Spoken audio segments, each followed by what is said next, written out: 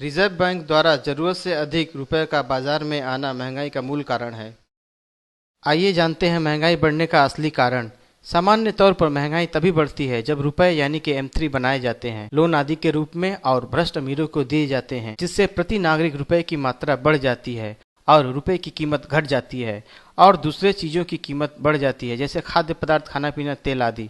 भारतीय reserve bank के आंकड़ों के अनुसार प्रति नागरिक रुपए की मात्रा, जो कि 1951 में 65 रुपए प्रति नागरिक थी, आज 2011 में लगभग 50,000 रुपए प्रति नागरिक हो गया है। सब चीजों का मूल्य तुलनात्मक है, मांग और सप्लाई के अनुसार निर्धारित होता है। मान लिया जाए कि केवल एक बाजार है और एक बेचने वाला जो 10 किलो आलू बेच रहा है और एक खरीदार जिसके पास 100 रुपए है। मान लो अगली स्थिति में बेचने वाले के पास 10 किलो आलू के बजाय 20 किलो आलू हो जाते हैं, तो क्या अब आलू का दाम घटेगा कि बढ़ेगा? आसान सा अनुमान, आलू का दाम घटेगा क्योंकि आलू की सप्लाई बढ़ गई है। एक और स्थिति में मान लो बेचने वाले के पास 10 किलो आलू है, लेकिन अब दो खरीदार हैं और दोनों के पास 100 रुपए है। अब आलू का दाम घटेगा या बढ़ेगा? आसान सा अनुमान, आलू का दाम बढ़ेगा क्योंकि रुपए की सप्लाई बढ़ गई है और इसलिए रुपए की कीमत घटेगी और दूसरे सामान का दाम बढ़ेगा, जैसे खाना पीना, पेट्रोल, गैस आदि। असलियत में भी ऐसे ही होता है।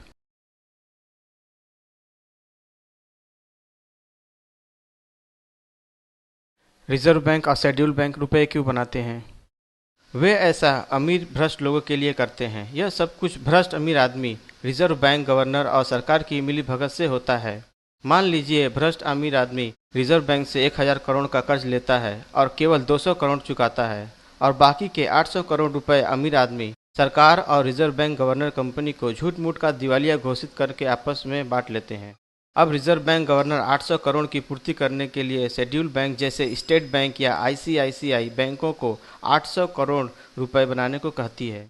इससे देश में ज़रूरत से अधिक पैसे हो जाते हैं और इससे पैसे की कीमत कम हो जाती है और बाकी चीज़ें महंगी हो जाती हैं। यह अधिक रुपयों की सप्लाई जब बाजार में आ जाती है तो रुपए की कीमत घट जाती है और सामान की कीमत बढ़ जाती है, यानी महंगाई हो जाती है।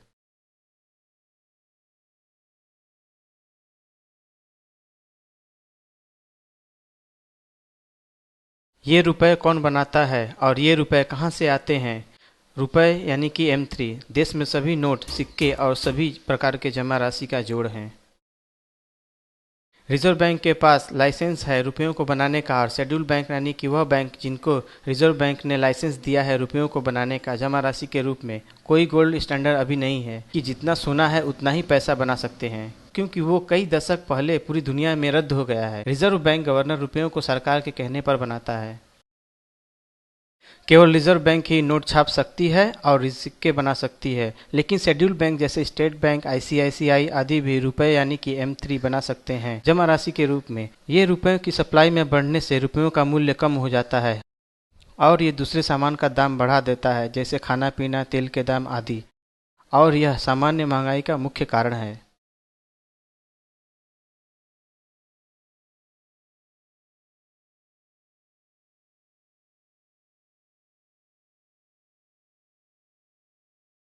महंगाई व्यापारियों द्वारा सामान की जमाखोरी से या निर्यात से होती है, क्योंकि इससे सामान की कमी होती है, और सट्टा बाजार या कम पैदावार से भी महंगाई हो सकती है।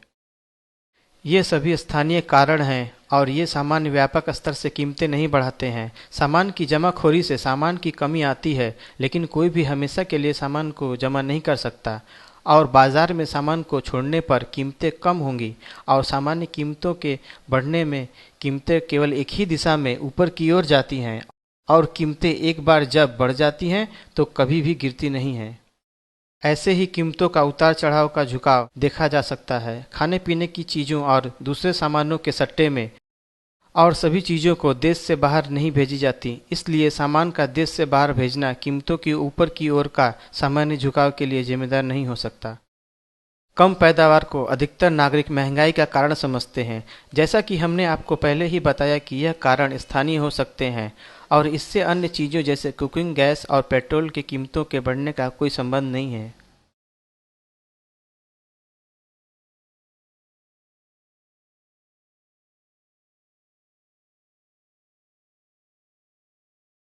अधिकतर नागरिक यह सोचते हैं कि जब सरकार पेट्रोल की कीमतें बढ़ाती है तो इससे महंगाई बढ़ती है, जबकि यह मुख्य कारण नहीं है। पेट्रोल की कीमतें बढ़ने से ट्रांसपोर्टेशन कॉस्ट में अधिक से अधिक 5% ही बढ़ोतरी होती है और पेट्रोल की कीमतें बढ़ने का असली कारण भी रिजर्व बैंक द्वारा अधिक रुपयों की छपाई है।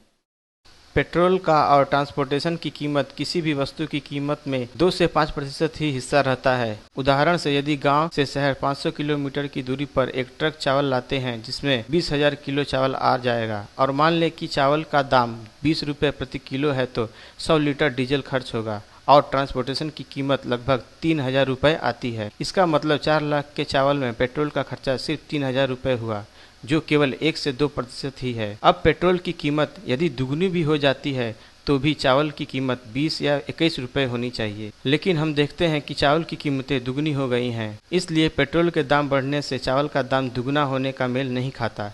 इसलिए पेट्रोल का दाम बढ़ना महंगाई का मुख्य कारण नहीं है। क्या इसका कोई उपाय है? हाँ, बिल्कुल है। इसके दो उपाय हैं। पहले कि रिजर्व बैंक के गवर्नर को बदलने का अधिकार आम नागरिकों को होना चाहिए, यानी right to recall Reserve Bank governor. दूसरा उपाय है कि नए रुपए बनने के लिए कम से कम 51% नागरिक स्वीकृति दें। इसके लिए हमें 3 लाइन का कानून यानी जनता की आवाज़ को प्रधानमंत्री को हस्ताक्षर करने के लिए कहना होगा। इसका भी लिंक विवरण में देखें।